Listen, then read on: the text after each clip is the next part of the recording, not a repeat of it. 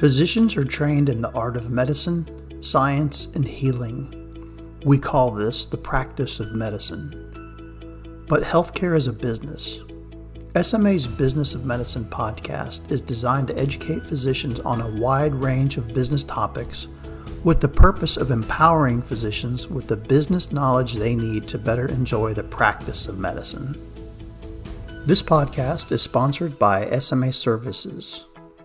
SMA Services is a wholly owned subsidiary of the Southern Medical Association, founded in 1984 to address the business and financial needs of physicians.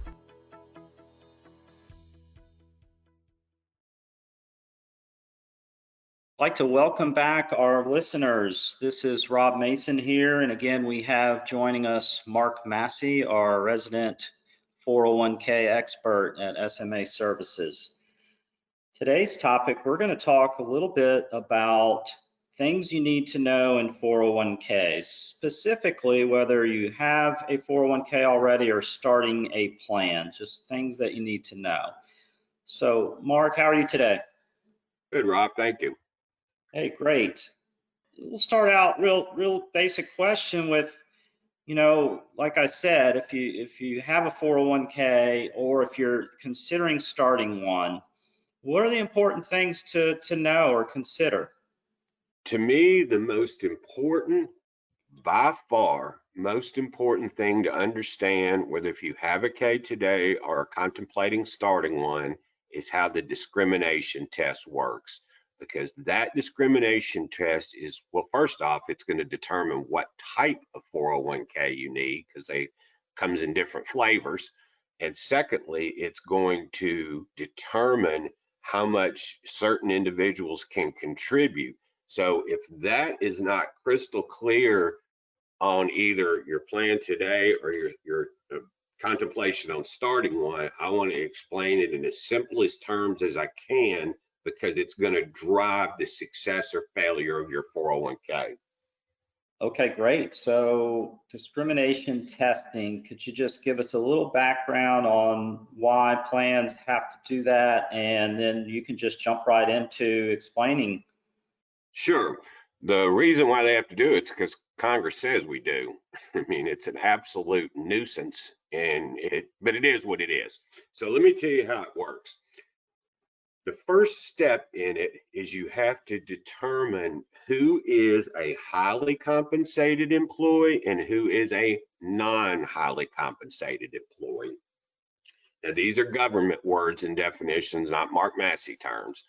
So there's three definitions of a highly compensated employee. And if you meet one of the three, not all three, but just one of the three, you automatically fall into that category. Definition number one, anybody who owns 5% or greater of the company. Okay, so any owner that has a 5% or greater interest in the company is automatically a highly compensated employee. Definition number two, any lineal family member of owner, no matter what they make, automatically falls into the highly compensated category. So a lineal family member would be husband, wife, son, daughter, brother, sister, etc. Not uncles and aunts and third cousins and all that stuff. So just lineal family members. And the third definition is anybody who earned $125,000 or more in the previous year. Now we're doing this podcast in 2020, so I'm basing the 125,000 on 2019 because you always look back. We already know in 2020 that's going to 130 because it's a moving target, but so I'm going to stick with this year. So anybody who earned 125,000 or more in 2019. So let's break this down to a company that has 20 employees. So let's say you have two owners that have greater than 5%. You have one lineal family member, a spouse of an owner, and then you have two other individuals that made over 125,000. That company has 5 highly compensated employees. Anybody who doesn't meet one of those three definitions is a non-highly comp. So for the purpose of testing, again, step one, we have to identify how many highly compensated employees there are and how many non. So here's how the test works. We got two categories. Step two in the process is we got to look at each one of the 20 non-highly compensated employees and look at what percentage of pay they're putting into the plan. So employee one is doing 3%, employee two is doing 5%, employee three is 0%, employee four is 0%, because if an employee is eligible to participate and they are not contributing, they count as a big goose egg, okay, a 0, and that can drag the percentages down. But just to look at it, just to finish out the scenario, I'm looking at all 20 of them individually on how much each one is as a percentage of their income is putting in the plan. Then I divide it by 20. And what that does is give me an average percentage rate of my 20 non-highly compensated employees. For illustration purposes, we'll say that that average is 3.58% because they actually take it out that far. So 3.5%, a little greater than 3.5%.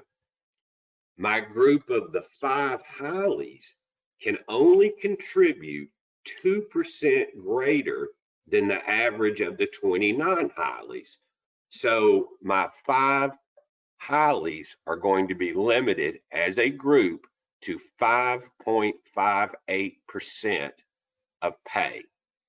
Now, why is this important? Well, let me take a step backwards. That 5.58 for those 5 highly comps is not per person, it's an average of the group. So in other words, if 2 of the group were doing 0, which highly comps typically don't do 0, but just so I can illustrate how the math works, if you had 2 of them doing 0, that would allow 2 of the other highlies to do 11. Okay, because they're offsetting it. So they're gonna treat that group just the same as the non-highlies. They're gonna look at them individually, they're gonna divide it by 5, and they're gonna get an average. And then you compare the 2 averages. What is this group doing? What is this group doing? And then you can only have a 2% spread. Now, why is that important? So let's have a $200,000 employee and they're putting in 8% of pay. So during the course of the year, they've contributed $16,000. Now we get to the end of the year and 8% is higher than 5.58. So now they failed the discrimination test. So now we've got to cut a check back to them that becomes taxable of the difference. And people don't like it. And oftentimes they file their taxes and, it's a mess because now I've got money that I put in the plan that had to be refunded. I've got to pay tax on it.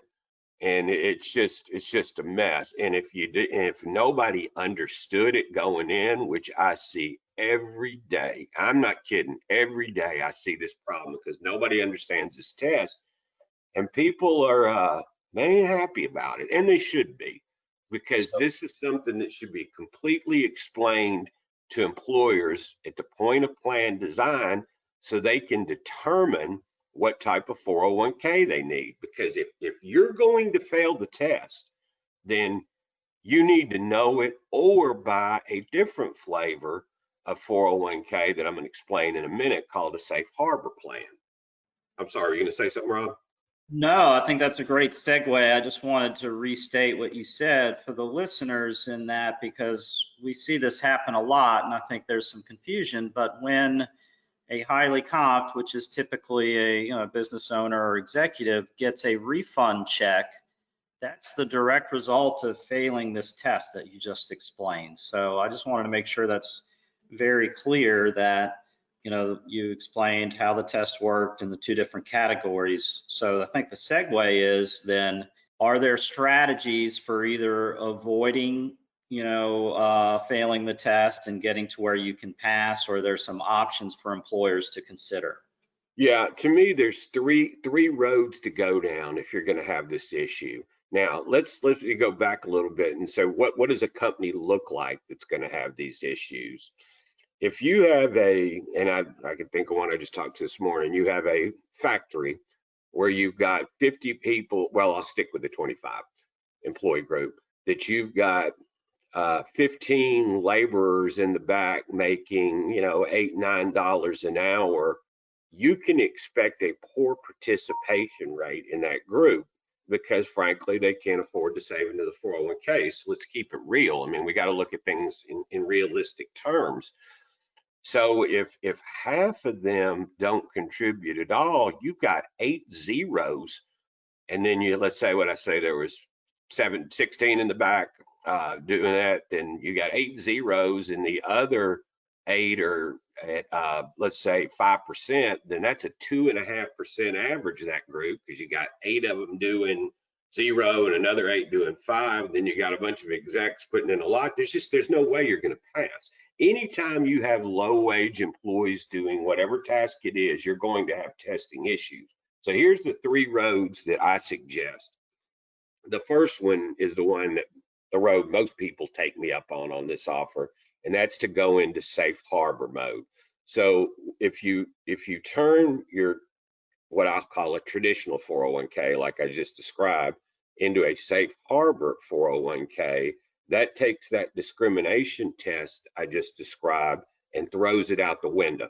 And every employee can do what they want, no questions asked. But the IRS giveth, the IRS taketh away. In order to have the privilege of not having a discrimination test in your 401k, you have to do 2 things that frankly some employers can't live with, others can. The first thing you have to do is you have to offer a match of up to 4% to your employees. So that can look 2 different ways. You could say we're going to match you dollar for dollar to 4%, or they allow you a more confusing method where it's, well, you will offer you dollar for dollar on the first 3% and 50 cents on the dollar to the next 2, which still gets the employer at 4% and just confuses the employees. So I always suggest 100% to 4. Or in lieu of that, give every employee who's breathing and working there a 3% contribution, whether if they are deferring or not. Now, this is about a 90-10 split. About 90% of employers take the match with the philosophy of, hey, if they're not willing to step up to the plate and save money, I don't want to contribute for them. And I get it. Even though it's 1% more, they're figuring, well, I'd have to have 75% participation before it even cost me more than the 3% would. And I'm not going to get it, or I wouldn't be in this position to be in. So most people take the match. The second thing you have to do is that match has to be 100% vested from day one, which means when you contribute it for the employee, they own it. You can't take a length of service and tie it in there. So, it's pretty draconian, to have to do those things in order to get rid of the test. But if you were willing to match somewhere around there anyway, and B, you don't have a lot of turnover, then it becomes a perfect fit because you're getting rid of the test with things you were willing to do anyway. So option 1 would be to go into safe harbor mode, and there's a ton of people who really understand this philosophy buy safe harbor plans all the time. And also, by the way, they're cheaper to administer because you don't have the test that you have to perform. But if somebody says, well, I can't live with the match or I can't live with the vesting, road 2 that I suggest considering is what's called auto enroll. And auto enroll has gotten very popular as of late. I've been pitching it for 30 years, and for years people wouldn't bite on it. Now all of a sudden they're starting to understand it. And that in an auto enroll plan, people are automatically enrolled at a certain percentage, typically around 5%. So what the philosophy here is I'm trying to take those zeros, and we'll get back to that group again of 16 in the back, and 8 of them aren't contributing and 8 are. I'm trying to convert those zeros into 5s So I don't have the testing issue. So the way it works is when an employee hits their eligibility, it's exactly the opposite of a traditional K. They don't decide whether to join or not. They are in the plan and they're doing 5%. Then they have 90 days to what's called opt out. If they opt out during those first 90 days, they get all their money back.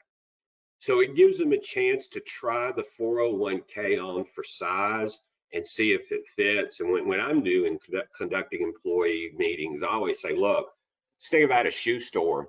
And I said, you can come in and get any of my shoes and take them home and wear them for 90 days. And if you don't like them, you could bring them back.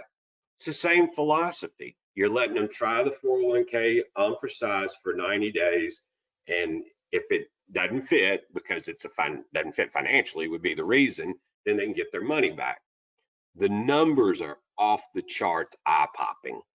Auto enroll 401ks are now up to a 94% participation rate, which means that only 6% of the employees are opting out. Now, a lot of people will tell you, well, it's because they can't find human resources, and I certainly believe that to some extent. But I also want to believe that they see that it's really not hurting them that much, and they feel better about themselves for saving money. So that's option two. If you can't, you're not going to pass the test, but you can't afford the 4% commitment, or you've got a lot of turnover and you don't want the vesting, then I'll say let's try auto enroll, because that's turning our zeros into fives and helping that test that I described earlier pass. Okay. The third road, and this one is probably not as effective but worth discussing, is the match. The match is the bait. And a lot of times, particularly on startup plans, employers will say, "Oh, I can't afford a match," just before they've even put a pencil to it. So I have what I call a starter match that I recommend. I'm going to go through that real quick and then we'll conclude. But so let's say that you had a $1 million payroll, just so I don't have to have to get out calculators. Here's the way I would pitch this to an employer. If you will allocate 1% of your total payroll to this plan, I can do a match of 20 cents on the dollar to 5%. Now, where am I getting at? If you take, if every employee, 100% of your employees, all 25 of them, did 5% of pay, and you did a 20 cents on the dollar match, that represents 20% of 5% is 1%. I'm allocating 1% of my total payroll towards this benefit. 1% of $1 million is $10,000. That's if you have 100% participation, which is rare. So let's just say that you batted 750. Your actual cost is $7,500 to you as an employer, and that's a deductible expense to you as a corporation. So your net cost is really $4,000 or $5,000. Do you think you can afford that? And they say yes almost every time. So, if you look at your match as a percentage of total payroll and keep it in that 1-2% range, you can probably afford a match between the deductibility of it and what the real number is when you back into it like I just did. And what does that do for you? More employees are going to join with a match. In the example that I used before, if you rolled that plan out to that 25 people with 16 in the back, making $9 an hour, and there's no match, you can forget it.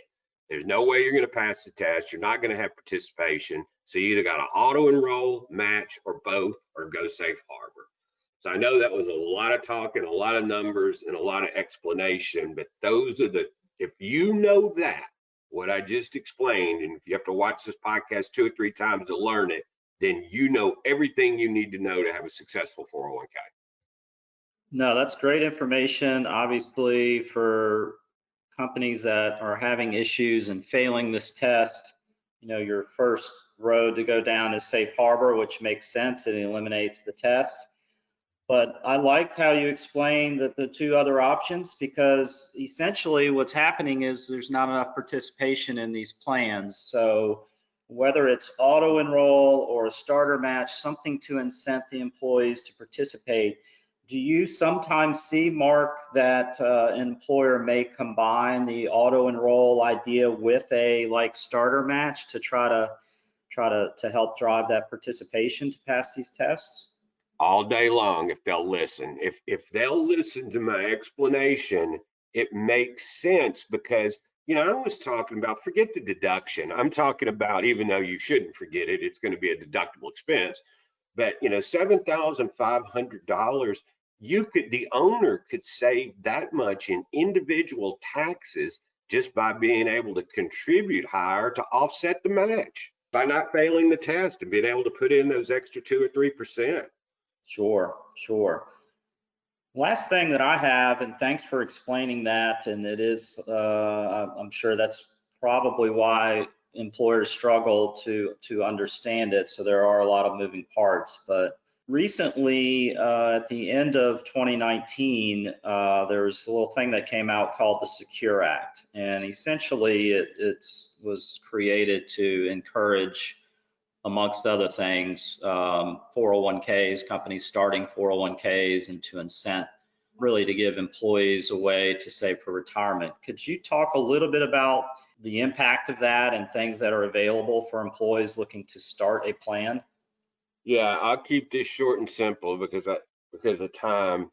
But here's the bottom line. If you don't have a K at your company today, you've been contemplating starting one, now is the time, because with the tax credits that they're now applying, you will not have any fees for the first 3 years. And here's what I mean by that. What the Secure Act allows you to do is if you start a 401k, is to take a tax credit of $250 per employee. Now, these are per non-highly compensated employees. So back to that same example, I had 29 highly compensated. So you could take a $250 tax credit for each one of those employees. That's $5,000. You could take a $5,000, which is the max. You could take a $5,000 tax credit for the first 3 years of the plan towards your administrative fees, which on an earlier podcast, I explained administrative fees and said in that podcast, you shouldn't be paying over $2,000 a year. So assuming you were paying $2,000 a year, then you would pay it, but then you'd get the tax credit back. And this is a credit, not a deduction. It's a tax credit, straight return of taxation. So your fees would be covered for the first 3 years through tax credits. So again, $250 per non-highly compensated employee, which is going to be the majority of employees, obviously, up to a maximum of $5,000 towards your administrative and also your startup fees, because when you start a plan, you have to have what's called an adoption agreement and summary plan descriptions. We charge a flat $500 for that. That's about the going rate that you should be paying for to start a 401k.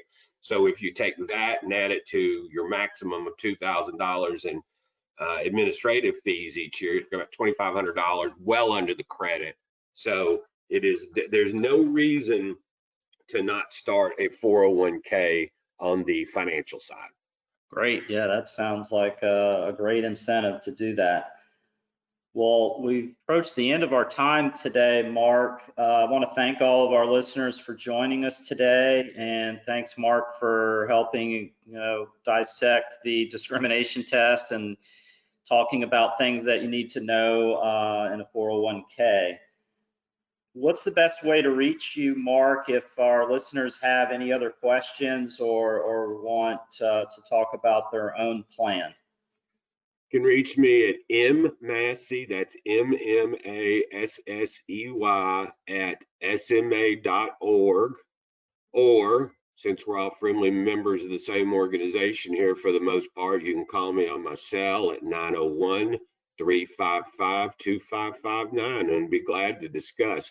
This is some deep stuff, and I'll be glad to explain it in greater detail for anyone who's interested. Great. Thanks, Mark. Welcome.